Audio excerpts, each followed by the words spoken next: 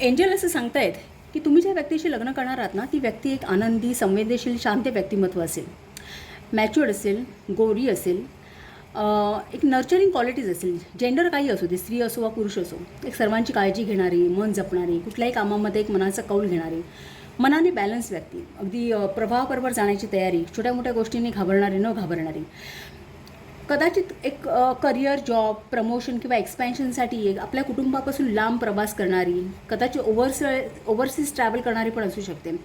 पण आपापल्या क्षेत्रामध्ये बऱ्यापैकी सेटल आहे, एक सक्सेसफुल व्यक्तिमत्व आहे, मेहनती आहे, प्रामाणिक आहे, विश्वासू आहे. म्हणजे ही व्यक्ती ना उत्तम जोडीदार होऊ शकते.